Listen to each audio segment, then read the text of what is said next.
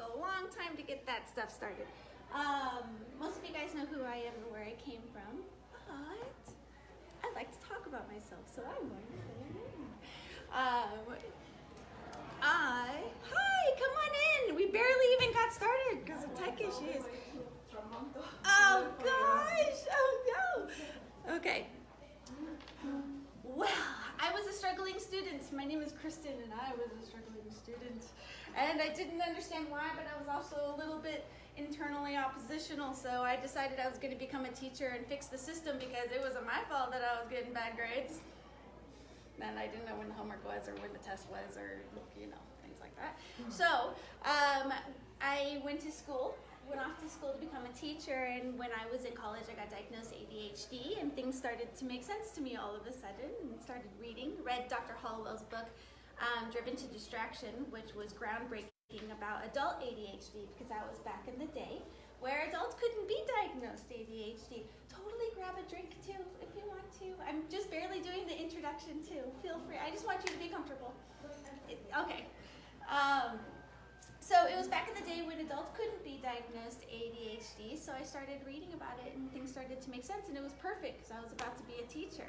So I started to apply some of that knowledge in my own experience in teaching and watched kids fail and get kicked out of classes and come to my class and things like that, and was fascinated by behavior, totally fascinated by behavior. So went back to school, got my master's degree in marriage and family therapy, and then worked in public behavioral health with lots of troubled youth and grumpy teenagers, and they kind of shoveled all the ADHD kids my way. So when I was a teacher, the ADHD kids were driving the teachers crazy. They would throw them to my class. I taught science. I had lots of fun stuff in my room anyway, like a rat I walked around with on my shoulder. That keeps kids' attention. I'll tell you what, watching a rat on somebody's shoulder. I swear they're just waiting for it to pee on me. That's what they were really waiting for. But it caught their attention, whatever works. And then in counseling, I saw kids just frustrated. It was very frustrating for the counselors. They really wanted to help these kids, but the change didn't seem to be happening with them. And it would kind of shovel them in my direction and stuff. So then they got me into substance abuse therapy because lots and lots of kids with ADHD have, drug and alcohol issues, and so I did treatment there. Then I went from there and worked in juvenile corrections, and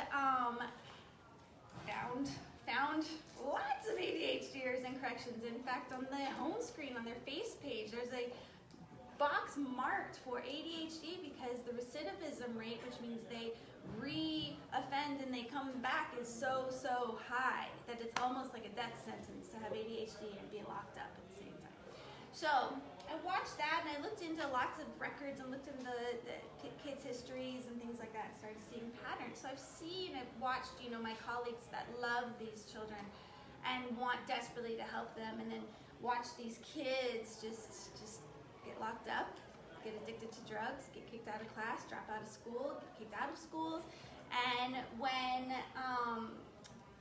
God planted two adopted girls into our world, and I had a toddler and an infant in my house all of a sudden, and this job in corrections, I went, too much, I'm maxed out, got out of corrections, and went into private practice. But ADHDers are natural problem solvers, so when you're in private practice, you get to work with whoever you want to work with. So of course I went, I've got to figure this puzzle out. That's gonna make me crazy. Just like a little kid trying to figure out how a doorknob works, right? And so I went, I'm gonna figure this out. So this is where my business was born out of that entire experience. I've been in business for 5 years. Mom, I'm still in business. I've been in my business been over 5 years. And barely floating, but I'm still here. And among that 5 years, what I discovered is that I believe that there's a missing component in the treatment with ADHD kids. I think that we're just barking up the wrong tree with the counseling and the meds and stuff.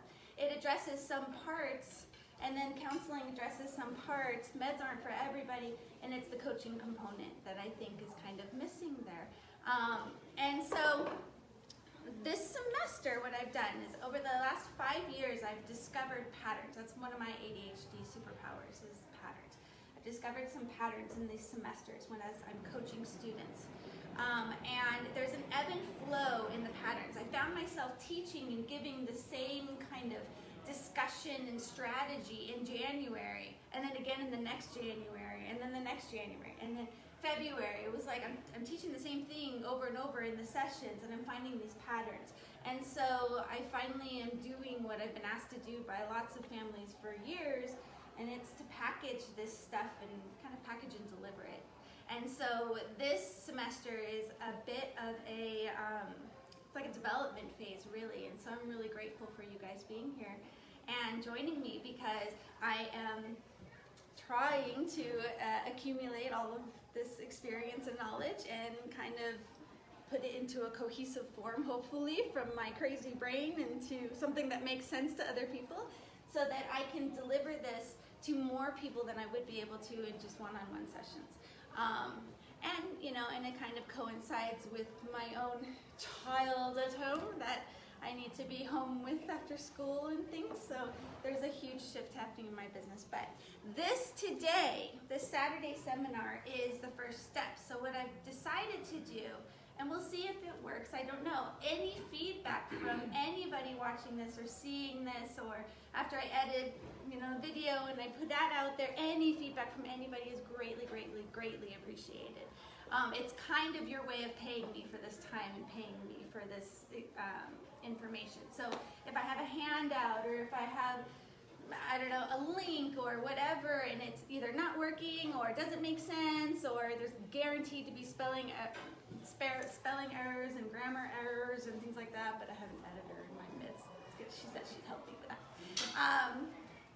As ADHDers, we need our tribe. Any kind of feedback is really, really appreciated, and it's kind of nerve-wracking to do this kind of a thing, even though I love presenting and I'm perfectly fine with teaching and stuff. So, going off on a tangent, bringing myself back in. So, thank you for being here.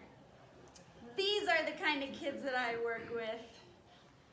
And I know most of you guys, so I could actually point out which one is your child in this room, but one of the main reasons why I love working with these kids is they come with parents like this. Yeah. Love it. So, what this method is that I was talking about, that I've learned that there's an ebb and flow in this semester. What this method, I'm gonna call it the shift method. I just love my acronyms. And what it is that each month there's a predictable set of struggles that happen with our unique learners. And the reaction that the family has, and then the hardship cycle that goes. Do you feel like you're living, what's it called, Groundhog Day every semester? We start out strong, and then this happens, and then this falls apart, and then this, and we're all hopeful, and then we start fighting about this, and then we're having the same conversation about this. So what I want to do is I'm able to predict that and then hand the tools and strategies to the parents preemptively before that struggle occurs. So this is what I have planned, and this is on Facebook. You guys don't have to write this down. I have it in the handout as well. But this is what I have planned. So we obviously have this semester set up. Then next month is when homework time starts to get difficult. Then in mid-semester is when their time horizon, and I'll teach you more about that, but their time horizon is short.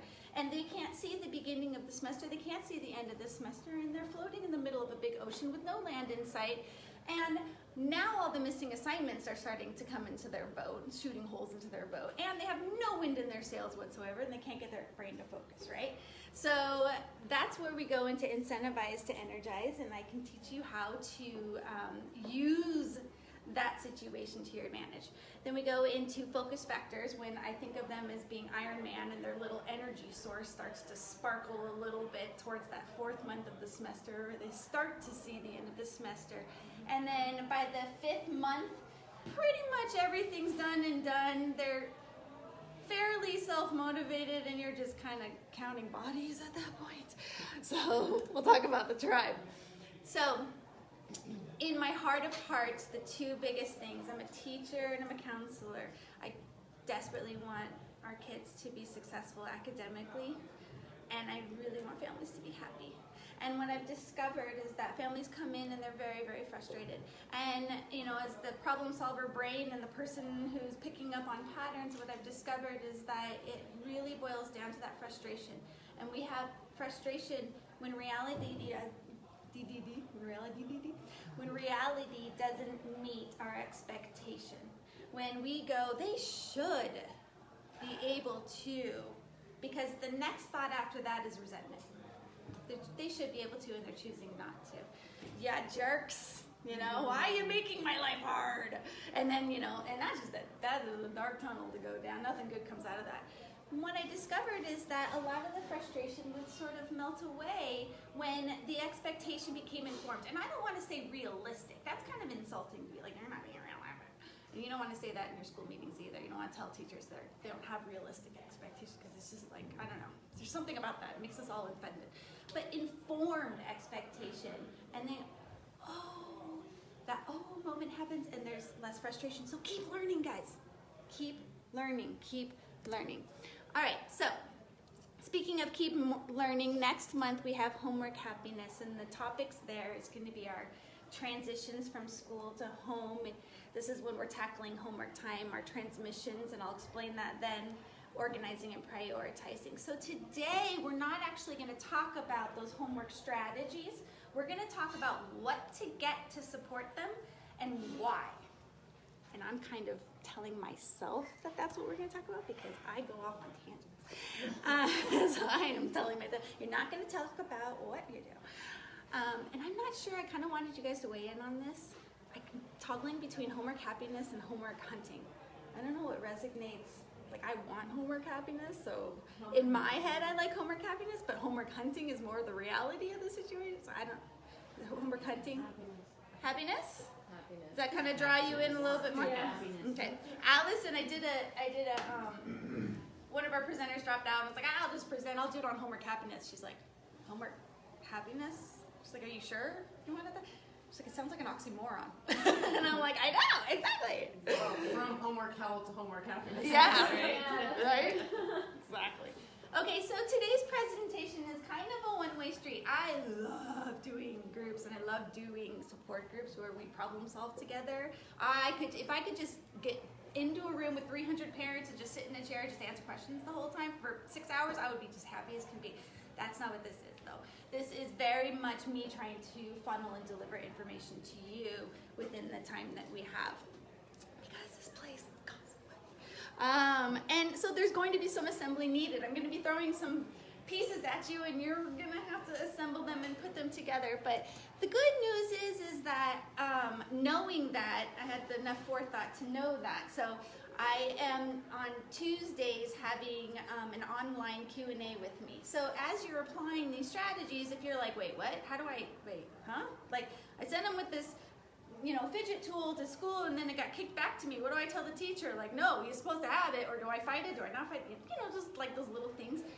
Please feel free to pop online with me from 11 to 1. You're actually helping me if you do, because what I'm planning on doing is that you guys are actually going to get me into the mindset of teaching and generating ideas, and then I'm going to be producing written work and videos from 1 until my kids come home after that.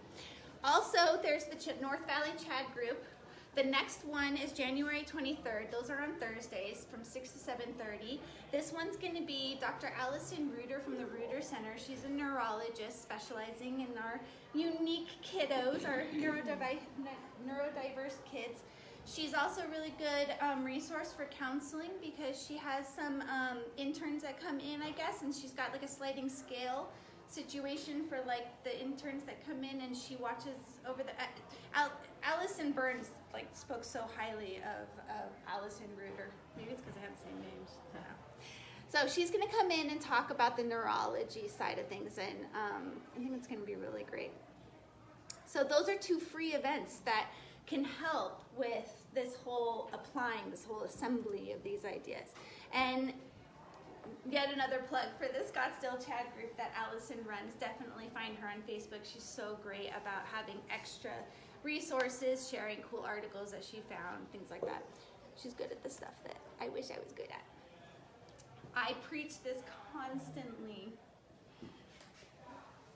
Above all, the greatest predictor of your child's success is their self-esteem. We have unique learners. Their self-esteem, their life is going to be challenging and difficult. We have hunters and builders. Our unique learners are hunters and builders, and they have to go to farming school, where you wake up every morning and do the same thing every day for 4 months, and then you get your harvest 4 months later in the form of a grape. And for 80% of the kids, that's perfectly fine with them. It completely makes sense. For our hunters and builders, it does not make sense to them. They want to go out, binge on something, hunt it down, discover new land, drag it back, and sleep for 2 weeks. That's how our kids function. So life is hard. Life is challenging, but it's a beautiful kind of a challenge. So your kids' self-esteem is going to be their weapon and their armor in life. You as their parent have got to protect their self-esteem. That is what's going to get them through. And luckily, my parents did that for me. And I'm a little oppositional. So this is how you do it. You love their skills. If they're a 6th grader and they're reading at a 3rd grade level and they read you Bad Kitty, I have little ones, so it just happens to be a little book. Bad Kitty, which is level way under their chronological age, you love their skill. Oh my God, you read that really well. Oh, that was a tough, oh, you sounded that word out. You celebrate their skills and you embrace their interests. These kids are hunters. They like to discover new land. So they do soccer for 2 weeks and then they're like over it. And then they do gymnastics for 3 weeks and then they're like over it. And then they do that. They bounce around a lot. We have 10%ers, right? And so that's okay. They pick up on patterns and they learn things from every single one of those things. You embrace their interest. Their interest is what's going to show you where they're going to be successful later in life. So today, we're focusing on what to get and why. We're going to talk about supplies schedule and the workplace setup. When we think about, on the topic of supplies, we think of school supplies as, why do we get school supplies? Because we want to support their learning, right? That's why the 80% of us get supplies for our kids. If they need something to write on, I want them to have that thing to write on. If they need something to write with, I want them to just have it. I want them to have the tool to support their learning. But we have unique learners. We have to think deeper than that. Have you ever noticed that? We have to kind of conceptualize homework and conceptualize every little piece of this puzzle that's school a little differently for our kids. And so I'm going to guide you through the process of doing that. So one of the first things we need to do is think about how we learn. And this is where I'm going to delve you into the wild and crazy world of the ADHD brain. So you neurotypicals in the room, find your seatbelts. Here we go. So, how we learn. All right, teacher delivers information. The information comes in. Now, this little icon guy is a neurotypical person. So I'm going to explain how a neurotypical brain learns, okay? How it's kind of theoretically supposed to happen. Information comes into the brain. Then, behind in the subconscious mind behind the curtains, not even knowing it, and it's happening to you right now, actually, the subconscious mind is grabbing onto that puzzle piece. You can kind of think of it as like the teacher handed them a puzzle piece. They go like this, they hand it to their subconscious mind, and then they go, okay, next. Their subconscious mind's like their assistant working on it. Okay, what does this connect to? What is this? It's kind of like this. It's okay, oh yeah, I remember this from yesterday. And okay, oh, next puzzle piece, all right. And I'm gonna connect this. Oh, this goes together this way, and then, that frees their conscious mind up to continue to channel that information in, right? Got my little processing icon. Secret in counseling, one of the missions in counseling is to try to pull some of that stuff out from the assistant, bring it into the conscious mind so that you can consciously work on it. Side topic I wasn't even thinking about. Anyway. So then there's this beautiful little filter delivery system that happens, where the assistant back here goes, oh, I heard the teacher talk about fractions. Oh, we got this memory over here that we learned last week about fractions here. Use that. Oh, that was here's the beginning of the sentence, and there's the end of the sentence here, put those together. And this lovely little decision, and it filters the other way too. Oh, bird outside, not important right now, we're talking about fractions right now. The assistant is there to filter and hand deliver that information back and forth between your conscious mind. So your conscious mind is not overburdened, right? It's receiving information, and then it's getting the stuff back from the assistant. And then there's our children. And some of us. What they're discovering neurologically is that the curtain's not there so much. Because that curtain really, that assistant back there is really an executive function. and our executive functions are highly impaired, right? So you can kind of think of it as the curtain's not there. So if the curtain's not there, that means all that processing, all that putting those puzzle pieces together, it's all happening now. So when the teacher goes reading a book, Sally went in their backyard and played, their little brains go, I went in my backyard and played yesterday, and there was a squirrel there, and then there was a bird, and I chased down, and there was tons of dog poop. There is a lot of dog poop in the back of our backyard. Jack, you cannot talk out loud, right? That's what's happening, right? And I purposely put this little icon over the person's eyes because it really does, it kind of blinds them. It kind of pulls them away, and I'm going to call it thought floating. Because our kids sort of float up into their thoughts, right? And you can see it happen when you're talking, and then they come back down to earth, and then they go, wait, what? Or they float up into their thoughts, and then they come back down to earth, and they're like across the room looking at the lizard, getting yelled at for looking at the lizard, right? We're going to talk about that more in the coming months.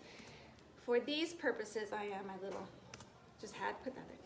Okay, so what we want to think about is, back to supplies. What we want to think about is we want supplies that are going to support their thinking. What we want to do, since they don't have that assistant behind them, we want to help give them something in front of them where they can put some of those puzzle pieces on the paper in front of them. Now, because of this processing in the moment, and you can see me do it just now, right? Because of this processing in the moment stuff that we do, we think three-dimensionally. ADHDers, all that three-dimensional thinking that normally happens in the subconscious mind for a neurotypical brain, in an ADHD brain, it's happening in the conscious mind, which, side note, that's part of our genius, just saying. So, what we do, though, is that linear notes don't make sense to us because we have all those gears going on. It doesn't fit in that. So we end up, if you have a kid who's ADHD or a unique neurodiverse kid with executive function struggles, you will see if they write notes just any way they want, it will have pictures, diagrams, side notes, color, darkness, lightness. It is that subconscious processing out on paper. We want to support that because as much as they can learn how to use that, put that processing on the paper, that frees up their conscious mind to keep grabbing the information like a neurotypical person would. Does that make sense? Sort of, kind of? Okay. And this is how I survived, how I got 2 college degrees, is by figuring this out. So I call it three-dimensional thinking.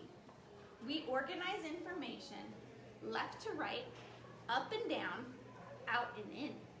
Not just up and down, left to right, but also out and in. So I'm going to show you the supplies that help support this. I love this image. I just want to look at it all day long. It's so cute.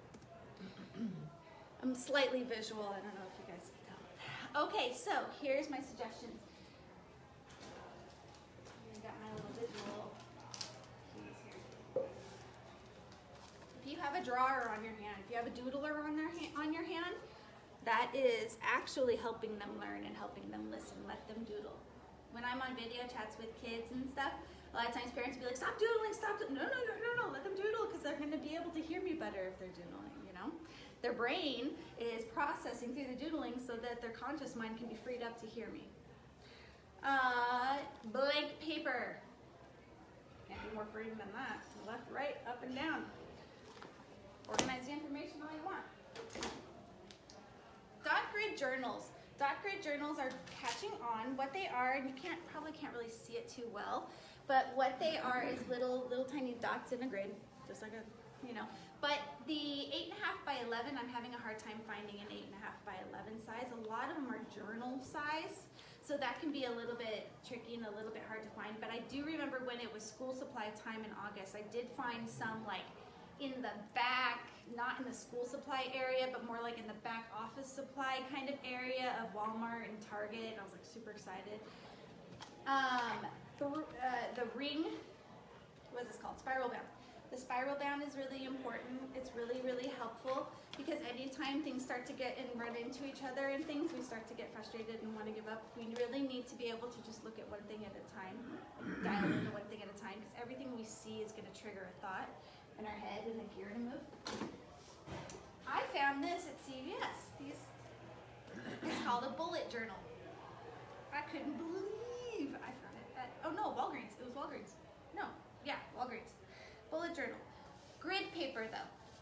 The point is, grid paper.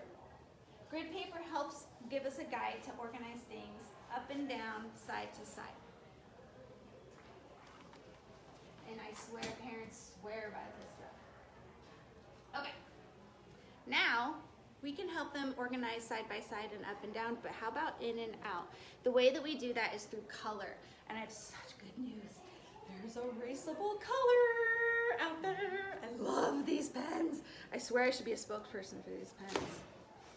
Oh, I asked you guys to grab color on purpose. The colors that you have in front of you are erasable. They should be all erasable. It's Pilot Frixion, and they have developed a series of markers and pens, and they are legit erasable. You can completely erase it off. Pretty much everything an ADHD or ever writes with ever should really be erasable, so that we're not fearful of making the mistakes. Swooped in. My sister swoops in, steals them. It is legit erasable. Now, I have to give you a little bit of a warning. This one right here, Crayola.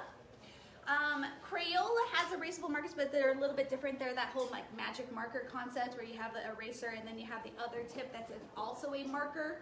It's like a chemical compound or something that like interacts with it and then erases it. Problem is, anywhere you draw with that, you can't re-put color on, you know, because it's going to be erased because it's like that magic marker thing. So it works. Like I use it with my little ones, you know, just to have color, to have a nice big marker and stuff. But if you ever needed to rewrite on top of the part that you erased, you can't do it with this particular one. But these Frixion markers, these Pilot Frixion markers, and they come in highlighters, markers, thin tip, thick tip. It's really starting to catch on. They're awesome. I swear it's the only thing I write with anymore.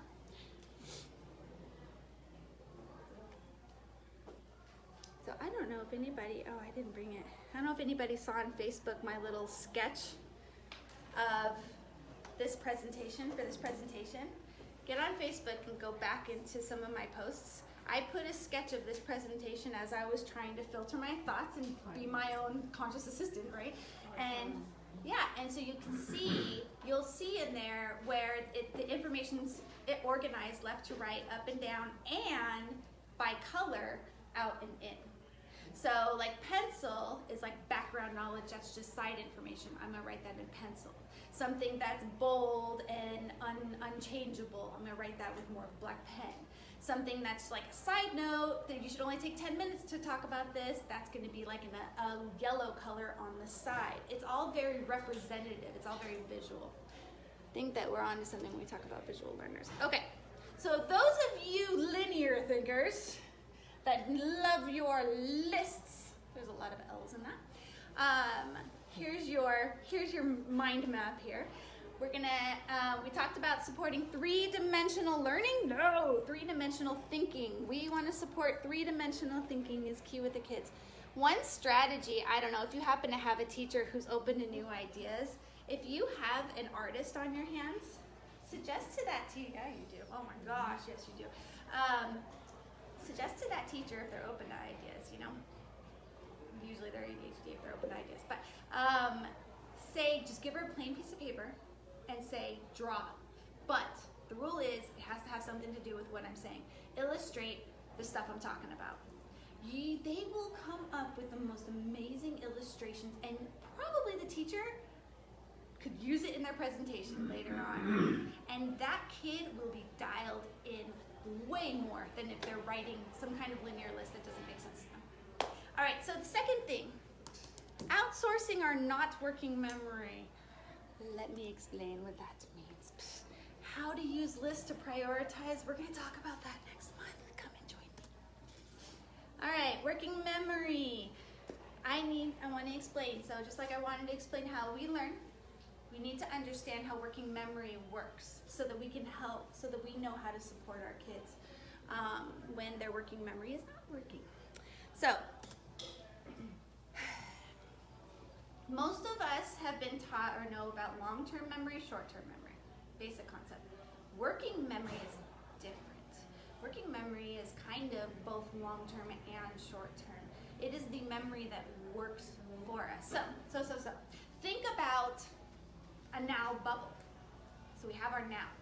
Working memory is this amazing delivery system from our memory bank, from our library, into our now. It delivers to us what we need, and this is key, at the time we need it.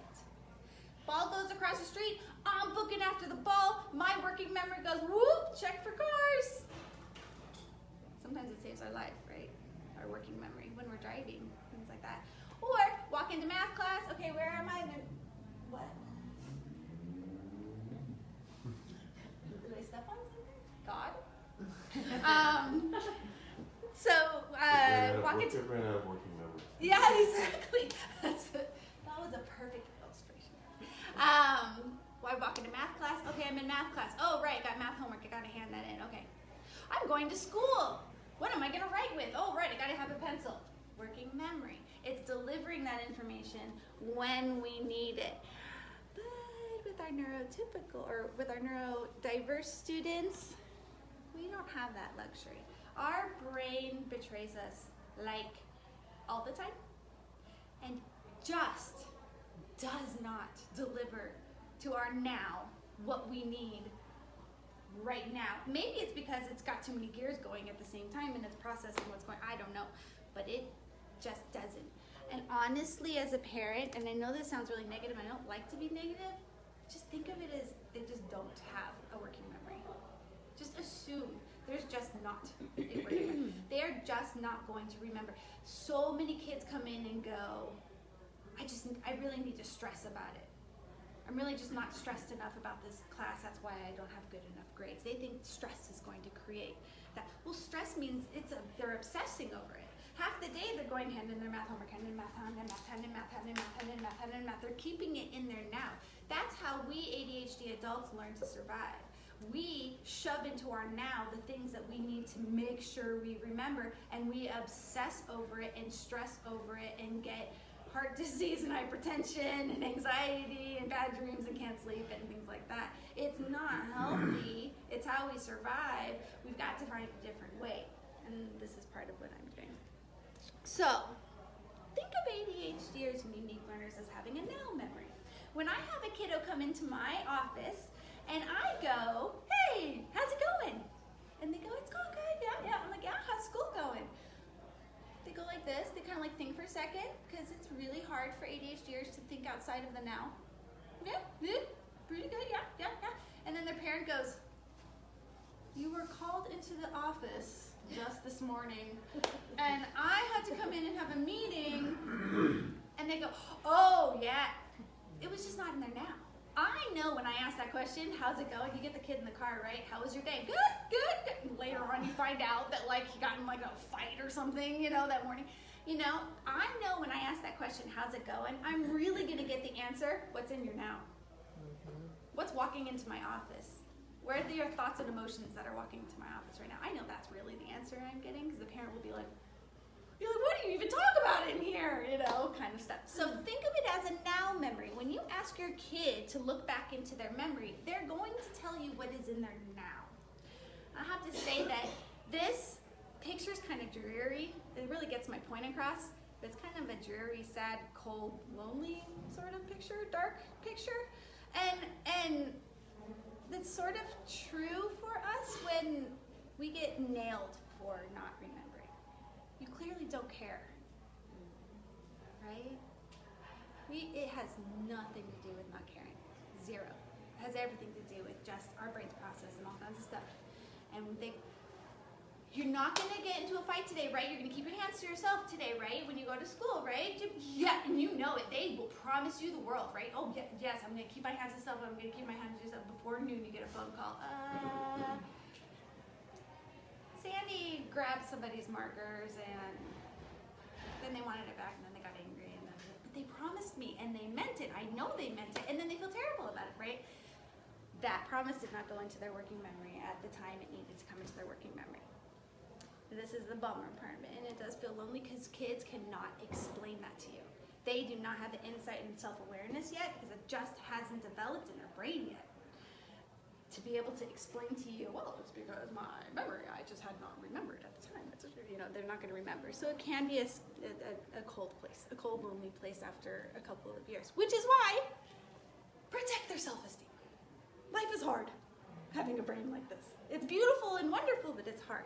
So I have to be honest, for the majority of the ADHD kids, especially with parents who come to seminars on a Saturday like you do, our now memory's more like this, please. A little more like this. Oh, freedom of thought. It's more of a beautiful place. It's not for some of us. It's a little bit like this, a little bit like this. This is probably a little more me than the other one. Gotta say. So if you think about it, what the trick is how among this, I just want to stare at this, It's so pretty, it's so fun. When they are there and their thought floating, how do you hand in your homework? At the time that you need it handed in, right? At the time that they need that. And that little sticky note that's on the outside of their binder, inside their backpack, is not telling them hand in your homework at the time they need it. When we write a list of this is the stuff you gotta do before, so to get ready for home, like the list, give the kid 5 things, show them, put it in front of their eyes. That's really, really good advice. But you put that on the inside of their bedroom, they look at it, they go, yep, got it. And then they walk through the door and they don't see that anymore. You're relying on their working memory to hold on to those step number 3, 4, and 5. And then parents, come in my office and they're like, I put a list down. Everybody says, put a list out. I put a list out. It's on the whiteboard. It's right there. And so it's like, well, it's where the whiteboard is. So, the good news, I found the secret sauce. I know how to fix this problem. Mostly through trial and error of my own life. Okay, so how do we get into their now memory? What needs to be in their now memory at the time? Key, at the time. And that's really what my coaching program is built around. How to get the kids to figure out how to get something at the time that they need that visual cue, that they need that cue. How do you get into a kid's now memory? Because you've called them for dinner 15 times and they did not come to dinner. Putting this in your now memory, why are you not walking down the hallway towards dinner, right? Here's key, and I didn't even write this in the notes. ADHDers really hear this. ADHDers listen through our eyeballs. We absolutely don't listen through our ears. We 100% listen through our eyeballs. Neurotypical people listen through our ears. Everybody get up, get in line. Okay, everybody get in line.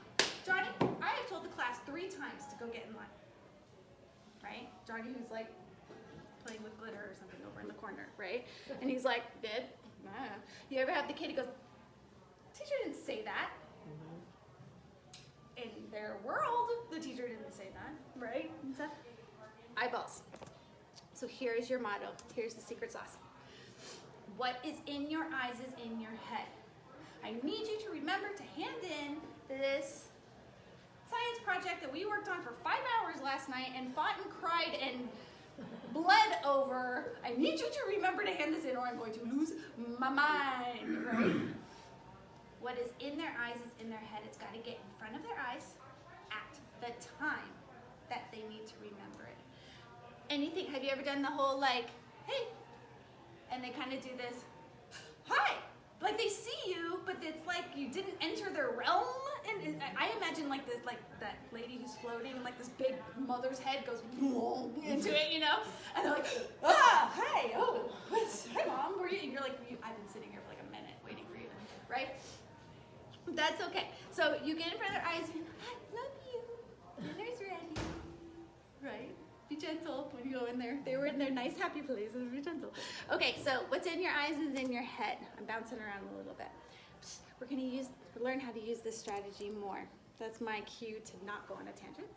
So I really want you to hold on to this rule.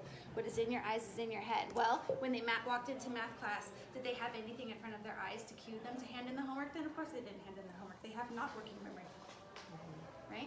So here's some strategies. Here's your supplies. And these are all on the supply list, on the Amazon supply list. The little whiteboard that's in front. Distractions are great. whatever, when your kid's doing homework, whatever they raise their eyes to look at is what their brain is going to start thinking on. It's what's going to go into their now memory. Put a little whiteboard up there that goes, I love you, math. Oh, right. Distract them back into focus, refocus distractions. The time timer is wonderful for that, especially for people like me that go on tangents. And I don't see a clock, a timer. 10:30. Thank you. Thanks, Mama. Mom's here with the watch. This guy, No. too much math.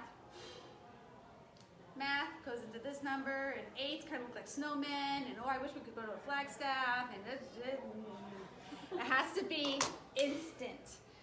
Time timer, awesome. You look up, you see red, keep plugging in. You look up, you don't see red, oh, you can take a break. The time timer is great because you can turn the alarm off on it. I had another timer. There's another timer that's a little cheaper because these are kind of expensive, but honestly, I bought a number of different cheaper timers and they've all either broken or you can't turn the alarm off. And if your kid, oh, it's right next to it. It's right next to it. Yeah. This guy, you can't, there's no way to turn the alarm off. So if you're using a timer for homework time, if your kid gets into the zone and they're just dialed in and they're working it, you do not want to break that concentration. Don't have an alarm going off. That little notebook that you see, it's a bummer. I mean, we don't have a perfect deal, but this notebook, any notebook that has a pocket on the front of it, so that you can fold and put in their homework there, put a little tabby there, put some kind of color there. Anything that sticks up is really helpful because it's in their way too. It's like, ugh, what's this annoying thing sticking up on the thing? Anything that's just kind of like annoying and it's going to catch their eye. And the key is to ask your kids that are in high school and junior high, what is the thing you almost always get out in that class? Because it's not the same thing in every class. It's whatever the teacher has told them. So that is the thing that you attach your homework or whatever they have to hand in to. I've seen online somebody suggested like putting a big sticky note on the top. So all they have to do is look at their backpack and grab that sticky note and it'll pull like their homework out for them. They don't even have to get out the whole notebook. That's handy. This guy I like. I put this on the list. I like this guy because he's got this thing that can go in and out at different spots. So if it's like, hey, you got to finish your notes, but it's in the notebook, I can't take it out, you could have this little tabby thing. And this also, you could dry erase marker right on this, if ever needed, which by the way, love notes, secret love notes to your kids. Life is hard with ADHD. Put in their now bubble. After they just got side eye and yelled at, put in their now bubble that Mommy loves you. Where is that list that you're referring to? Amazon. And it's on the link that I sent you, that little website. So I put it on the Amazon list. Oh, so that's that notebook right here that I was just showing you. Any kind of tabs or dividers that you have, anything that has pockets, and see-through. See-through. Anything. If you have just a regular notebook that doesn't have a pocket, it's not see-through, and it requires them to open it to find the thing to remind them, that's not going to work. It has to jump into their face, has to jump into their eyes. So you absolutely, anytime you have dividers, you absolutely need to have them with pockets. And I really like, and this is kind of like unique to, you know, whatever your situation is, but I really like these little things for like projects so that they can see instantly what that project is. Maybe this could be a homework folder, a version of a homework folder. When everything's out of this folder, freedom, I did it all, yay, it's empty. You know, this could be the homework you're supposed to get done right now, something like that. So, see-through stuff. Oh, yeah. These guys. You know, you can buy alcohol and concert tab bracelets. Here you go. These are handy. I actually had a junior hire who totally wore it, like on his own volition, just to remember to bring his trombone home. And he discovered if he wore it in his left hand, he usually brushes his hair, like does whatever with his hair, with his right hand. So he like figured out through coaching, I got to put it on the other hand, so he put it on the other wrist, and once he got into the habit of grabbing his trombone, he was good to go. But he had to go to music class to grab it, and that was like not in his now memory at the time. These things are also handy if you have little itty bitties and you need to write a note to the teacher maybe, or a reminder of something, or they can say, God, I forgot that again. Okay, so like wear this thing, and then when you hand it in, you can tell yourself, I can take this off after I hand my thing in. There's lots of different ways that you could try using this.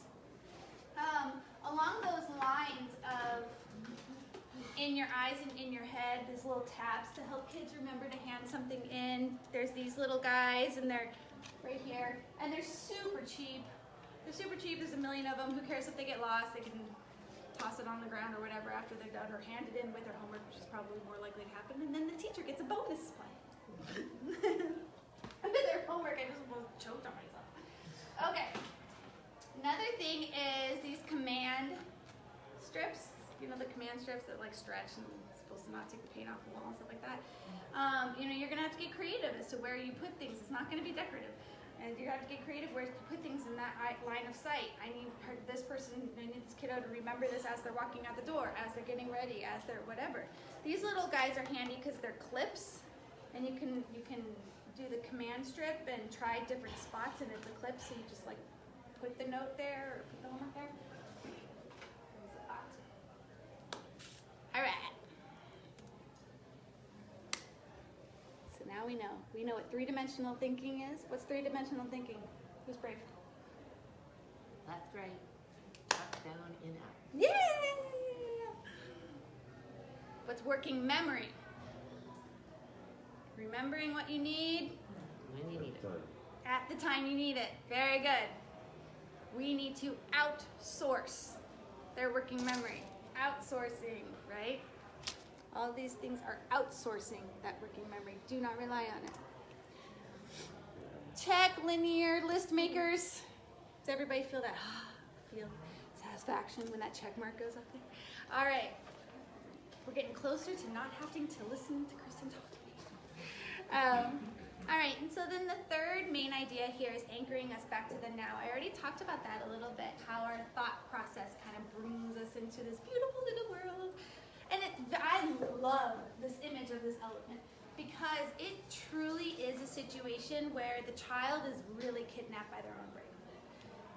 Really, really honestly kidnapped by their own brain. They're not choosing to be there, and they're like an elephant getting lifted away, like, wait, I'm supposed to be listening to the teacher that's way down there. I love this image, it's so pretty.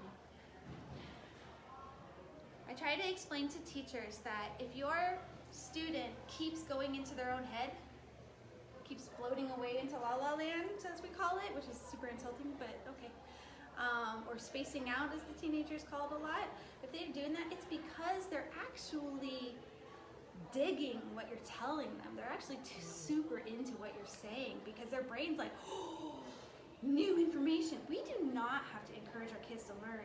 They are avid learners. They love absorbing new information, our neurodiverse students. It's just getting it there. They have to do a lot of daydreaming in between to grow the roots into their knowledge. It's actually a better way to learn, but it's not the farmer's way of learning. But they're actually really loving what you're saying when they float away. So I actually am totally okay with my kids in counseling and in session and coaching, and they kind of do the thing. And most of them have some kind of indicator. Some look up, some look down, some stare, some start to do this. They all have these little indicators that they're gone into their thought land, and I kind of let them be there. Let them be there. And then they're like, oh, sorry. And like I didn't say anything. Because I saw them drift away, and then they, oh, sorry, no thing, it's all good.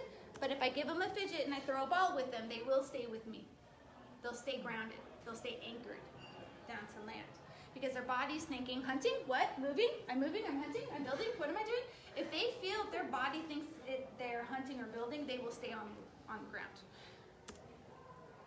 Sometimes when you have a friend that's also ADHD, it's kind of like this, surprise.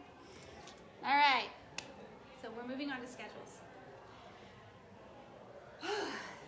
Okay, when it comes to schedules, just like I did with the learning, and the working memory, I'm going to explain how this concept of schedules, which is really concept of time, how it plays out in a neurotypical brain, and then how a neurodiverse brain is different, experiences it differently. So neurotypical brain, blank space is routine, right? Written, the stuff that's written in there is whatever the interruption is to our routine. And color just pretty much categorizes things. So it makes it pretty for a neurotypical brain. Neurodiverse brains, on the other hand, look at a schedule and they see blank space as freedom. The written is what's important right now. That's why ADHDers avoid calendars, because when we look at a calendar, especially if the days are not crossed off, it is very much like looking at a clock with everything you have to do today on that clock with no hands and trying to figure out where you are in that. That's really what it feels like. I don't know where I am in this, and all of this looks like it's supposed to be done right now, and it's all talking to me right now because we listen through our eyes. So symbols and colors are a little more gentle for us. So it gets overwhelming for us. This is how the time blind see schedules. We have now, pretty clear, really interested and curious as to what's in the trees on the sides, right? And the future, we will absolutely, with our whole heart, promise you everything that in the world and take on every project, because we can't see all the good and bad of that project or what's going to work and what's not going to work. We just can't. Now, the fog gets further away as we grow older. Our time horizon gets a little bit longer as we grow older. Never quite gets all the way out there where neurotypical brains are, but our kiddos start with that fog like right up to their nose. I mean, they're just aware of what's around them, right? And you talk about their future and remember, and if you don't study right now, then you're going to be struggling when the test comes. They go, okay, I guess, if you say so. I don't know, it's out in the fog. They don't feel it. They don't see it. They're just taking your word for it. You know, half the time they're elephant, balloon, sky, floating taxis, yeah, and stuff. So you really kind of like come to terms with that, because that's where they are neurologically, not because they're wanting to be there. They believe you, they want to see the same things you're seeing. Oh, I'm going to class, okay, well, what do I need to go to class? I'm gonna see the first 2 steps. Get dressed and move your feet towards class. Okay, I got dressed, moved my feet towards class. That's as far as what was clear in my brain. I'm there, well, where's your pencil? I don't know. Well, what'd you think you were gonna write with? I don't know. It was in the fog. It was in the fog, it just doesn't occur to you. So, how do we get through this? I found a way! Good news, everybody. Yay, I found a way! What you've got to do, really, is you've got to put what's in the fog, make it visual, and then bring it into their now. So you're sort of, like you guys, as the people guiding these little people, are going to, and it's really what a lot of, like, wives do for their husbands a lot of the time and stuff too, right? Is you take what's in the fog in the future and then you bring it into their now and go, this is the map of what is in there. I've been there and this is what it is, and put it in front of their eyes and make it visual. Don't just talk about it. If you talk about it, they have to conceptualize it in their head. They can't conceptualize it in their head. They're time blind. Don't just talk about it. If you don't, then they have to visually see it. So they have to see time and space represented in front of them. This is where it gets this is tricky. They have to see time. Then they have to see where they are in time. That's talking about the calendar. If you don't mark off the days, it's like looking at the clock and not seeing any hands and going, 2, I don't know. So color code instead of words, that is going to send the message and send they know what it is quicker rather than the words. Because all the words are words, so they're all fit in the same category. Baseball is the same thing as church, is the same thing as dinner with grandma. So that all is the same topic. If it's color coded and with symbols, it'll get the point across a lot quicker. Here's the key, include transitions. So we're going to talk about, remember, if you have a visual schedule up, and you are asking the child to guide their life by this visual schedule, because they can't in their head. We have to put it on the outside of their body. Remember, white space means freedom, so keep that in mind, because they will be frustrated when white space comes and you go, but this is when dinner time is, and they're like, you know, or, you know, what? In my head, it was video game time. So, you know, that whole, I'm coming home and, what? You don't work? Okay, so visual anchors you into the now. Now, I looked up templates. There's like 200,000 million templates, right, online for these things. And so I thought I might give a little bit of guidance as to what works for the ADHD brain and what doesn't. Up here are 5 templates, and 3 of them are not going to work, are not favorable. So I want you, I'm going to challenge you to look at it and think to yourself, which ones does Cristin think is not favorable? I wanted to give you, instead of showing you an actual template, I wanted to give you just a guide so that you can find your own. I think that this month is the most simple. The other ones are too distracting for even me. I don't know where to look. Right?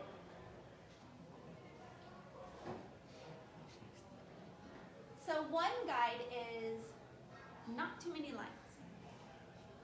Those calendars that have all the little lines in the boxes, ugh.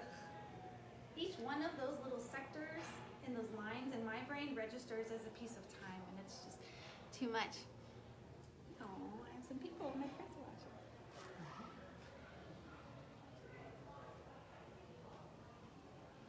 I say the first or second one. The first or second one? Are they favorable or not favorable? Favorable? Up there, at the top? Because my brain is attracted to the third one. Your brain is attracted to the roses? No, the this month. This month? Yeah. It's not. That's how my brain is. But that would be a general calendar. Yeah. That would have. I would use that too. So the first one, make it happen, which by the way, you make it happen. Don't talk to me. Billy man yellow. That one looks more like a worksheet. Like, I feel like I have to fill out all those blanks or else I failed. Kind of a thing. That does not work. For my brain, I don't know, maybe somebody else it will work for them, but for my ADHD brain at least, that doesn't work. This one, honestly, would work because it's time and space in equal increments and gives me that visual perception of what time feels like. We can't feel time go by. I literally do have no idea what time it is right now, even though my mom just told me, but it's not in my now memory anymore. So this would work if the lines were thinner, probably thinner or lighter, and not so worksheety. This guy is way too many lines. Way too many worksheets, and definitely not a color. It's super linear. It's too many boxes to fill. What am I supposed to think about now and think about now? And you're giving me too many things to think about, and every single one of those thoughts turns into a hot air balloon that floats me into the sky, and I'm it's not simplifying my life, right? So it's those two that are the most favorable in my eyes. And different people have different experiences and stuff. But the thing that I like about these is the top one up here, well, I like the flowers, so that draws me in. The blank space. Oh man, that's right, I gotta remember to sign up my kid for cheer. Oh, where am I gonna, just blank space. Oh, I feel like doodling because I'm talking to somebody on the phone and that helps me to concentrate. Blank space for just something, That we're gonna write whatever you want. You're not being told what to write. And then I really like this, boil it down to the 4 topics as adults. It's really good to give yourself just 2 or 3, do these things before your head hits the pillow. Everything else is optional kind of thing. I'm notorious for making way too long of lists and feeling like such a failure when I don't get them all done. Those totally unrealistic, right?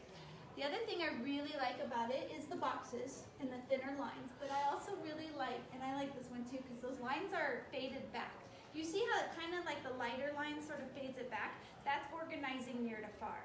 It tells you what to look at and what is background knowledge, right? So when I write something down on this calendar, it's going to catch my eye as, hey, I'm important. Not the lines. The lines aren't important.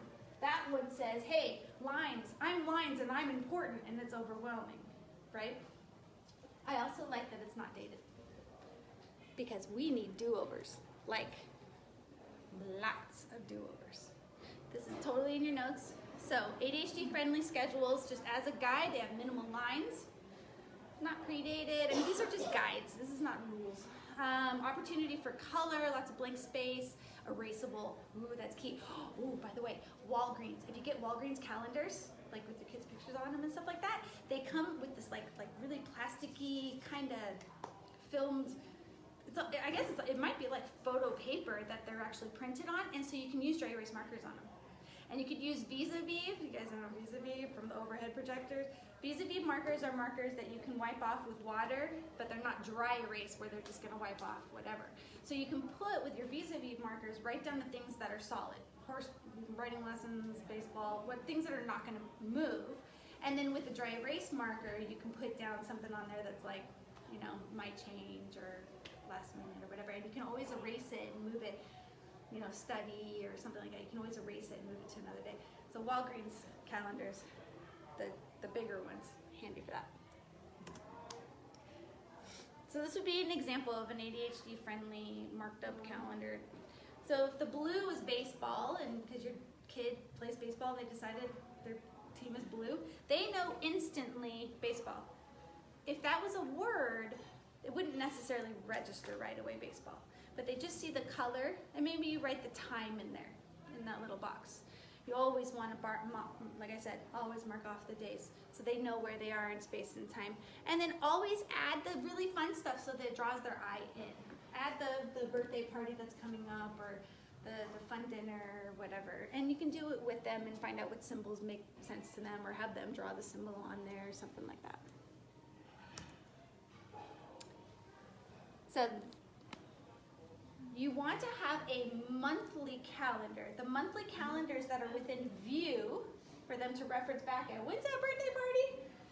You want that to have symbols, color, very little words, mark off the day so they know where they are in space and time.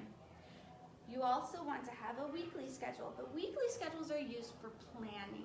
So this is where you're going to be showing and guiding and teaching your kid how to see ahead in time and see backwards in time. And the test is on Friday, and look, I only have this many days until Friday. I would probably prefer, I like this calendar, but I would probably prefer that the lines be thinner in a lighter color, like a lighter gray. But I do like that they have the time on them. So those are time increments. That's not a to-do list. Those are time increments. And you know, it's just the number. That's all you need. It's just 6, 7, 8, 9. And you would want to block out sleeping time, getting ready for school, driving time, transitions in gray, something dark that like, this is nothing this time, don't think you're playing video games during this time or whatever, you know? And anything that's white is free time for them. And let them pick out what colors mean what and fill it up. Then what you can do, and you can find pads, there's like 1,000 different kind of pads, like this one. And this one might be even a little too boxy, but I gave this one a try because I liked that it had a priority list and then all the other stuff. I don't do this habit tracking. But if you have something like this that's a week-long calendar, and I like those pads because you can do do-overs, redos, right? Then what you want to do is show them the progression through time. Hey, you know, you have this math assignment that was assigned on Monday, but it's not due until Sunday. You know, you can show them this progression through time. But then what you want to do is the schedule that they're going to be looking at on the regular, that you're going to be constantly referring back to, needs to be just today. Otherwise, they see this as today. So what you can do is you can take these little one-sheet schedulers and you can schedule and like write down things, what you're planning on doing, and then put everything out of sight, fold it up. And so you can have this in front of their eyeballs. Like if this is my homework planner, let's say, then I am just gonna put in front of their eyeballs only what they need to think about today. Because anything else they see talks to them. We hear through our eyes. So if they see Tuesday and they see math, they're gonna start thinking about math. It's just gonna happen. So you fold it up and you put only, because what's in their eyes is in their head, so it goes the other way. You gotta take stuff out of their eyes as well. It's really not, school thinks it's about hearing. oh, you have too many hearing distractions. It's really not, it's eyeball distractions a lot of the time. So schedule blocking when you're done kind of sort of looks like this. This is probably more words than I would use. This is called a bullet journal. This person did a bullet journal. Bullet journals are wonderful for all the reasons it meets all the criteria that I already talked about. Mom, what time is it? 5 to 11. Okay. And they're letting us, are you guys okay staying here until 11:30? Yeah? Okay.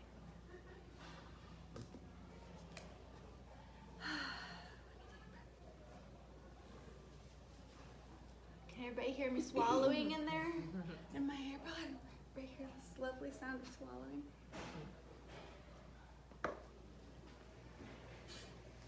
Okay.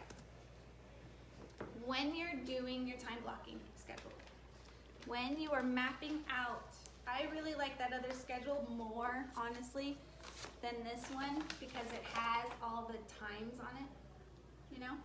When you are doing that time schedule, when you're doing that time blocking schedule, and you can Google time block and see all kinds of fun templates and everything. When you're doing that, schedule in what I call SWAT time, and we're gonna fine tune how to use this strategy of SWAT time.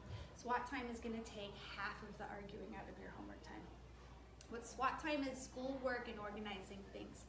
What you're gonna explain, you set this up with an agreement with your kiddo. And really homework time kind of gets harder in February, so we're gonna talk a little more about it then, but for right now, say, in agreement, we're gonna set up, and you're doing the schedule with your child, because they're determining what colors mean what for them.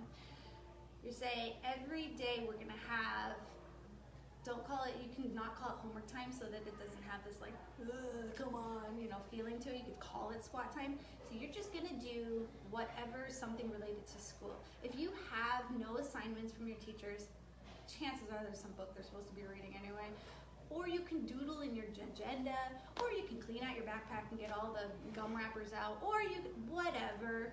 It's schoolwork and organizing things, and it is this plot of time that you're going to dedicate to that Monday through Thursday, not Friday, Freedom Fridays, Freedom Fridays, Freedom Fridays, Freedom Fridays. Monday, for you guys too. Monday through Thursday. And the agreement is it's going to be every day, but I will not expect you to do homework and do the SWAT time for any longer than, and it's 10 minutes per grade level. If whatever you're working on you want to keep working on, cool, all the power to you. I'm totally going to give you props for that, and we're going to like get ice cream later or something. If you don't end up finishing, but you're ready to stop at 20 minutes, you know, because you're in 2nd grade, 60 minutes when you're in 6th grade, 70 minutes when you're in 7th grade. The thing that's scary about homework time is that foggy road that I showed you. Oh my Lord, I'm gonna get, and if I sit down at this table with Mom, I don't even know what's in that fog ahead of me. And half the time they're like, I'm just gonna, no, I'm just gonna not. I don't even wanna take a chance kind of thing. But if they can see that there's an end point and you're gonna honor that end point, truly homework, and I have not met a teacher yet who's like, no, they should be staying up until midnight because I get them the next day and they're super tired and ornery and argumentative with me, and that's what I want. You know, no teacher has ever been like that. They're like, no, just stop and send me a note and let me know. I mean, they have to assign homework based on what works for 80% of the kids. Ours are 10%ers. You just gotta let the teacher know this isn't working, or you let them know ahead of time, hey, we've dedicated, you can call it homework time to the teacher, we dedicated homework time, and we're dedicating an hour, and if they don't get it done within that time, I'll let you know. It doesn't have to be a 504, it doesn't have to be an IEP, you can just be like, listen, and I go on a tangent about this stuff, but we're gonna fine tune it more next month, but it's like, hey, guess what? School does not actually get to dictate what we do at home with our kids during our time with our kids. Precious few hours we have with our children to help them recuperate. They don't get to dictate that. And to be honest, I have lots of teacher friends, they don't want to. And to be honest, half of them don't even like homework, but they're forced to Anyway, I can go on and on. Anyway, so SWAT time. As you're doing this scheduling that SWAT time and tell them, I'm going to honor it. You do not have to do schoolwork stuff after that point, and we're no more talking about it, no more doing it. And if whatever you don't get done, I will totally go to bat for you. I will send a message, and any teacher who's sending homework gets a message that day. Hey, this is how it went. He rocked it. Or hey, this is how it went. He really did great. He got halfway through. For now, just schedule it. We're going to really fine tune and talk about this. I get really fired up about SWAT time because it works really, really well. Now you don't have to have the argument. Do you have homework?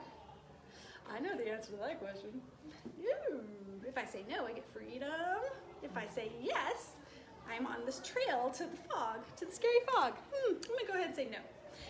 Tips for clearing that future fog. Ooh. Really quick, can I ask a question? Yeah. If your kid does, if you do say when they come home from school, do you have any homework, and they say no? Yeah. How do you know? Like, how do you know if they're lying? Well, so for right now, for this purpose, you're going to talk to them about it, and you're going to let them know everybody's going to have screens off. You guys do SWAT time too, and it can be Sudoku work and it's kind of nice. And everybody's either organizing something or working on something during the 60 minutes of the day. And they will already start generating, what am I going to do during that time? They'll already start thinking it through. And eventually, boredom, necessity is the mother of invention. Eventually, they get to this point where they're like, wow, she's really sticking with the 60 minutes. All right, fine, I'll do math. And stuff will start occurring to them. Allow him to fill that space. You're opening this void. He will fill this space with things to do. And your child wants to do well in school, so he will be okay. And now you don't even have to have the conversation, and you don't have to investigate whether he's lying or not. All right, here's how you clear it. You don't. You can't. It's a neurological thing. It's a connections in the brain thing. You just can't. Let's work with the brain that they have. Let's not make them be somebody that they're not, and that's not who they are. So what you do is you keep the future written, you keep it colored, you keep it available. And the today that you fold up and show, you look at that daily, you look at throughout the day. The weekly is for planning, and then you put it away. Because it doesn't make sense to them anyway. Even if they see it, they can't see it and feel it anyway. And then the monthly is a reference. It's not a to-do list. The mommy-daddy calendars of baseball practice at 9 o'clock and your to-do list and make sure I get grocery shopping this day, put that somewhere else. That's not the family calendar. Use it, but put it somewhere else. All right, linear list makers. So that anchors us back into the now, our visual schedules. Workplace setup, our last nugget of the day. Here we go. Workplace setups. Again, totally different than neurotypical kids. Workplace setups are crazy because they are the opposite of what you would think. Our most optimal focus situation, totally different than what you would think. And I know I am really pulling on your guys' executive functions and your focus abilities right now. Please feel free to go to the bathroom or get up or walk around or fidget, anything you need to. Here's the deal. They go up into their thought, and then they come back down. They go up into their thought, they come back down. If you're tossing a ball with a kid, if they're walking around your kitchen island, they have body movement that's sensory, anchoring them into the now, and helping to keep their brain from hijacking them into their thought floating. So the sensory is actually wanted. So super isolated, really quiet, really blank, empty space with only a pencil at home is like the worst situation for an ADHD brain. As we go into that is like, the brain's like, hello, let me just get my hot air balloon ready because this is perfect. And it just flew away. So you will say, like, I have parents that will say, I have their desk set up and I have everything set up, and then I walk by and they're like bending a paper clip instead of working on their math homework. Like I set up everything they needed, and they're like over here, or they're over messing with something in the corner of their room. It's like, you know, kind of a thing. So this workplace setup will help them, if you follow some of those guidelines, this will help anchor them into the now. When they're anchored into the now, they want to get their homework done as much as you guys want to get them to get their homework done. They want freedom as much as you want them to have it. Number one thing, comfort. If an ADHD person is uncomfortable, you're going to hear about it over and over and over and over and over and over and over again. And the reason why is because that's what's happening in their head over and over and over and over and over and over again. Their brain is going, and they're just trying to it's like blowing up their head, and they're trying to get it out. That's why they're annoying you so much with, can I have candy, can I have candy, can we have sleepover, can we have sleepover, can we have sleepover, did you call, did you text a friend, so you text her? They're actually giving you a glimpse into what their brain is experiencing at the time, okay? They're really not trying to annoy you. Well, maybe a little bit. So comfort is super important. They need to be comfy, cozy. The classrooms are so tough because those chairs are hard, the desks are hard, it's cold in there. Those are the toughest places for them to concentrate. The only thing they can think about is how uncomfortable they are, or how hard the desk is, or how much they want to move, and they just that is just completely blinding them from being able to see what's being taught. Comfort's number one. However, no homework in bed. There's nothing hunting and building about laying in bed, and the brain just goes, night-night, and go to sleep. Besides that, the bed should be like a resting place, you know? Okay, food and drink. Oh, essential. Food and drink, essential. Boost that dopamine level. Sugar is actually not the enemy. Sugar bombs are the enemy. So actually a low dose of sugar, so eating mints while they're taking a test will do wonders for them. If they're old enough to not eat the entire bag in 10 minutes and have a little bit of self-control, but totally essential. Food and drink, food or drink. Boosts that dopamine level, gets that blood rolling, gets that glucose up to the brain, gets the brain thinking. Elements of nature, something called soft stimulus. So there is something that's too stimulating, like a TV on. The TV is on, they will swear up and down they can still concentrate. No. As long as the brain has something more interesting to notice, it's gonna go there. The TV is too stimulating, but a window to outside is soft stimulus. It stimulates their senses, and besides, they're hunters and builders, so being outside wakes them up. Being outside, that's one of my coaches. Being outside wakes them up. So soft stimulus boosts the dopamine and kind of wakes up the hunter and the builder inside of their brain. So any elements of nature, even fake plants, at least natural light. Refocus distractions, we talked about that a little bit. The time timer can be a helpful one. This isn't going to be working. The time timer can be a helpful one. They look up and they distract themselves back into focus. So you want the refocus distractions. You know what's the very best refocus distraction? You guys. I'm so sorry. You are the best refocus distractions. Best. And it's not because you're gonna throw the stick and get back, but they look at you and they go, oh right. So a magical thing to do is just body double. Just hang with them. Don't even talk to them about their homework. Don't even ask them questions if you don't want to. Just hang with them. They look up and they see you and they go, right.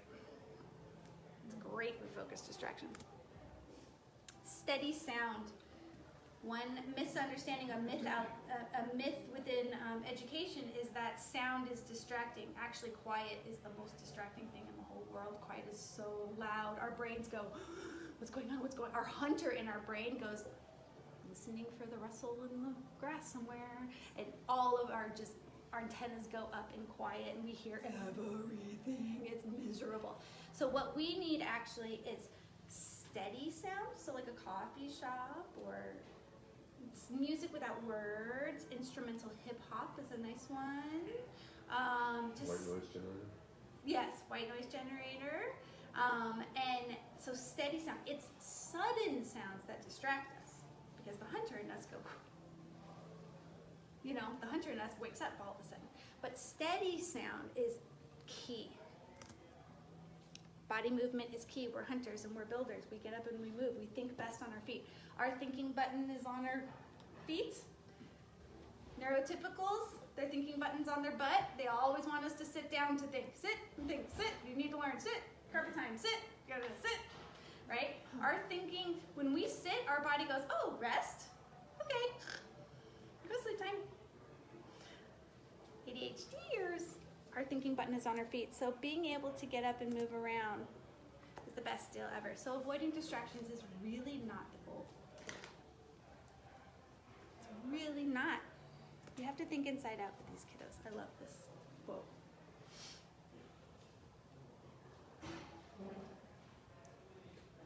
I used to have a sign in my office that said, a cluttered desk is a sign of a cluttered desk. I like it. That's right. Keep in mind when your kid is playing with the little thing and whatever and off into la la land, that wandering thoughts actually is their way of growing brain roots. They are thinking and growing thoughts three-dimensionally into memories, into the information they already have. It's their subconscious mind is growing roots based on what they were just experiencing or learning. It's not a bad thing. But we do have to come back to reality so that we can get something done. But let them daydream a bit. That is actually the best brain break you can have, is a daydreaming break. So use those distractions. As adults, we use distractions constantly. We're always putting things, up in front of our eyes, or something right in front of us, or a clock right in front of us, or an alarm. We're setting an alarm. We're using distractions all the time. Do that with your kiddos. Teach them how to do it. So I have a less list, and this is in your handout as well. Home, I know it's not always possible, but home is just the worst place to do homework. And do we really want our kids to get used to carrying work home with us? I mean, we're all, as adults, all of our self-help books say, keep work at work, right? Don't work at home. Keep it separate. Rest at home. And then we have our kids come home and do their work. And it's like, wait, what? So less homework at home. If they can stop by the library on their way back home, if they can stop somewhere else, if they can work outside of the house, in the backyard, in the park, at a friend's house, anything. Less sitting. Less table. So clipboards, handy dandy. Love these portfolio things, and these come in all kinds of fun little designs and everything. These are great because you can put the stuff that we're not working on right now, so the not now stuff, inside here, and we can put the now stuff right here, and we can walk around with it, or lay on the ground, or stretch our body, or whatever, and we can still be working on something. Portfolios and clipboards are great. Less alone. The majority of my clients over the last 5 years focus much better when they are talking, when they're talking through, if you have a talker, a kid who just talks and goes through one idea to the next idea to the next idea. What they're doing is that whole secretary putting the puzzle pieces together up in their front brain, but they're also needing to do it out loud and then hear themselves in order to process and make sense and put the puzzle pieces together. You just let them talk it through. They do the best doing homework with a friend. They rock it, even doing homework body doubling with a friend. So you put a friend on Facebook and they're both just sitting there working. And they might not even be talking, but they talk a little bit and then they go back to work. They do great with that. So less actually alone. Alone is just a recipe for thought floating, if you think about it, right? Less quiet. We want that steady sound, not the bed. Try to stay away from the bed. Not the couch. The couch is great. The couch upside down is even better. With their back, where the butt goes, and their legs up on the back. I mean, so many kids come into my office and they have their feet on the wall and they're just like, I don't know, they're just talking away. I have a computer. My son's like laying on the couch with his computer. Yeah. He's comfortable. Yeah, I'm thumbs up with that one. So, more companionship, even just sitting with them and doing Sudoku. More body movement, more talking, more steady sounds, more outside as much as possible, and a lot more fun. If you can integrate fun into it, Like sometimes it's fun to use these little Crayola boards, and you can write out a sentence for our little ones. You can write out a sentence and then have them put paper on top and have them trace your words. Or if they have to draw a picture, oh my gosh, drawing a picture for some of ours that are not the drawers types, they're more the hunter type of ADHD, drawing those stinking pictures. Draw 4 cookies and half of them are eaten. It's, oh my gosh, it just throws them over the edge. That's not right, the cookie's not right. Okay, print it out, have them trace it, like let's move on, you know, they don't have to stress about it. So, anything you can do. Oh my gosh, throwing a ball with a kid, doing dice. This one means you get to have a soda. This one means you read for 10 minutes. This one, okay, roll your dice and see what happens. And make a game out of it. If you can figure out a way, if your kid's learning about measurements and the homework assignment is measurements, cook something, take pictures of them measuring, send that to the teacher as their homework assignment instead of sitting and writing out on paper. If you can think of a more creative, more fun way to do the same topic and the same concept, do it, document it, send it to the teacher. You're probably giving them a great idea. Just assume they'll take it as their homework. They should. They probably appreciate it, to be honest with you. Fun as much as possible. Okay, so I'm going to give you a couple of different scenarios here based on the pictures, so I'm going to quiz you a little bit. And we're going to analyze these situations to see, just like the calendars, which ones are more optimal and which ones are less optimal.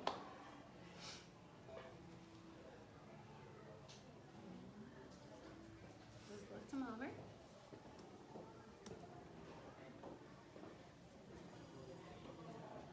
So looking at checking the boxes here, us list checkers. So this gal, she's got natural light, she's got music going for her, she's got a drink, that's good. I would say these books, if it's the homework or the other thing that they have to work on, get it out of sight because they're going to start thinking about it as soon as they look at it. Try to get out of sight. That's why it's helpful to have these portfolio things. Oh, by the way, if you're worried about your kid flipping onto YouTube with their Bluetooth, their headphones, like, oh my gosh, if I give them headphones, how am I going to know they're not just watching YouTube the whole time? How am I going to monitor it? Because half the homework's on the computer these days, right? Bluetooth headphone hooked up to your phone. I love that sound. That's my favorite sound. Did you hear it? I love it.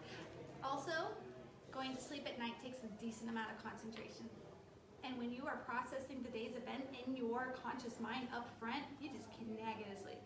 These kids are notorious for being terrible sleepers. This is a strategy also to anchor them back into the now. Oh yeah, that's right, I'm going to sleep. Bluetooth headphones, it could be on their phone, but their phone placed outside the bedroom. You can see what they're playing. They can come out and change the playlist if they need to. There's tons of go-to-sleep playlists out there. Bedtime stories are really great, you know. Bedtime stories for adults are really great. Headspace. It's a good one. Calm is like super popular. Okay. So, not a lot of check marks though, if you think about it. Like it seemed like a really good homework situation, especially because she's beautiful and she's smiling. But only 4 check marks in this situation. I don't know if there's a refocus distraction. I don't know that she's necessarily having a whole lot of fun. She looks like she's smiling because her mom told her to. I don't know if she's home. So here's that refocus distraction. I highlighted it in red in order to give myself that visual cue to put it in my now memory just in case I hadn't talked about this yet. So I just wanted you guys to all see the ADHD accommodation I put in there for myself here. You think these slides are for you? So this refocus distraction would be the clock. It's a helpful refocus. If you can get a clock, make sure you get a clock that's a tickless clock.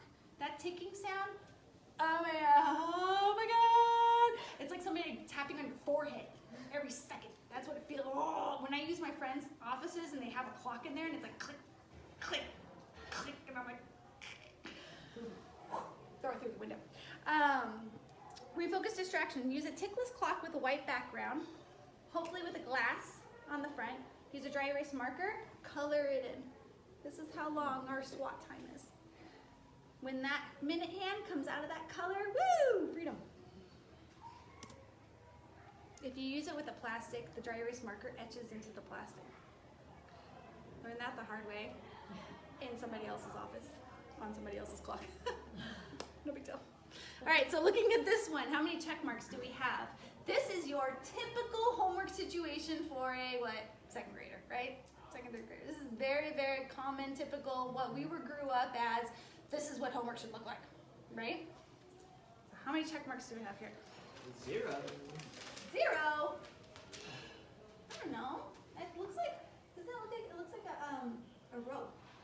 Like maybe he has like a little dinosaur robe on. I don't know what's in there. It might be comfortable. Definitely not fun, that's for sure. I was guessing that's sunlight on his face. That's nature, that's a natural light. My brain's starting to fail me. Okay. Our typical situation, not the greatest for our kiddos. But this one. I love this picture. How many check marks you guys? Parents.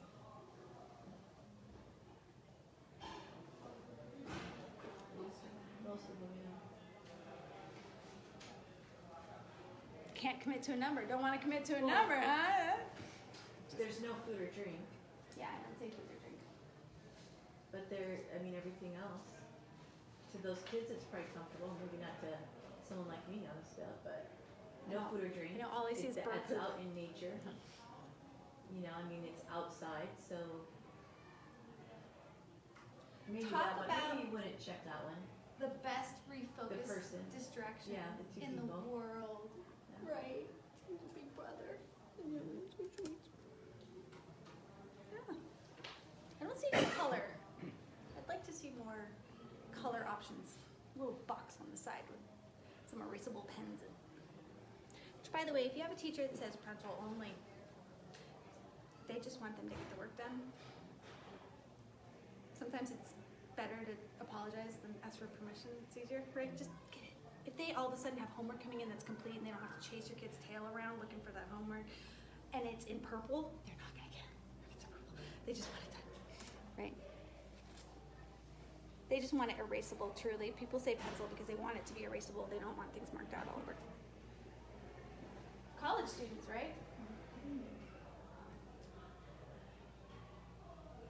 Why is it that in college, all of a sudden, we can give ourselves all the things that we need to think?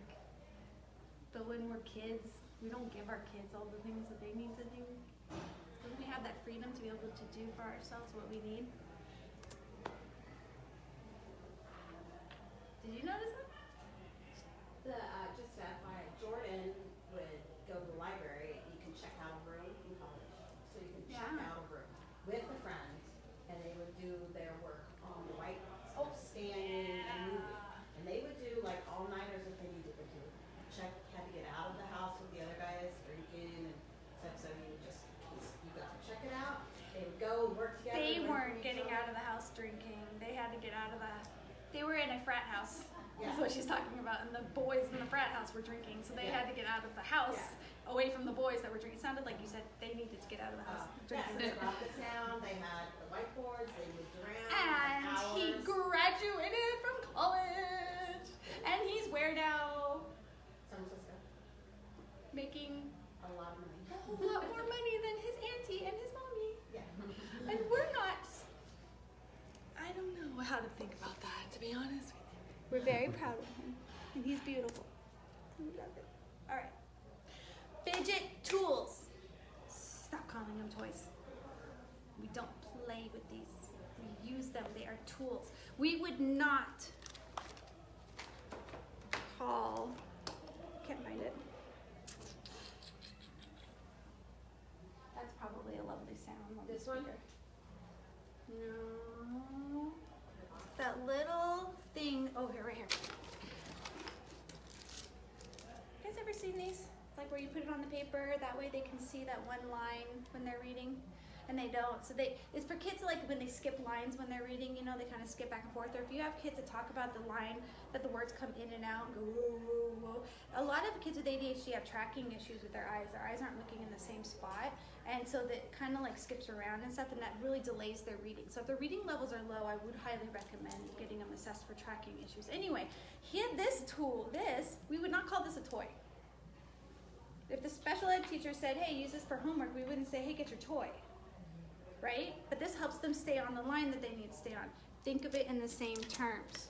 These are tools. When it comes to ADHD kids, it might be fun, but they're tools. I mean, that's the whole point of this tool, is to be fun so that they stay on earth instead of going up into their thought floating, right?